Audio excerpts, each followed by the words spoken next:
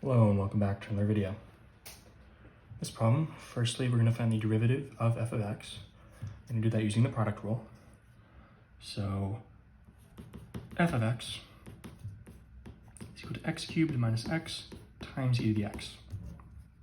So the derivative using the product rule is going to be the first term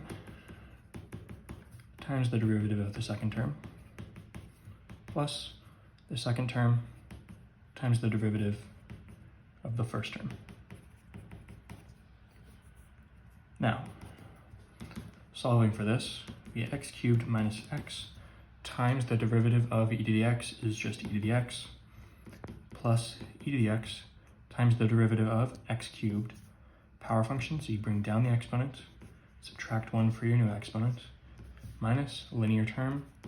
The coefficient of 1 is going to be its derivative. Simplifying this, we get x cubed e to the x minus x e to the x plus 3x squared e to the x minus e to the x. There are no like terms in this, so this is your final derivative. Second part, comparing the graphs of f and f prime. We have these two graphs, hand-drawn so they're not perfect, but we have to notice is that when the slope of the graph of f is going from positive to negative, so when it's going from an increasing function to a decreasing function, the value of f prime is 0. And when it's increasing, it's positive, and when it's decreasing, it's negative.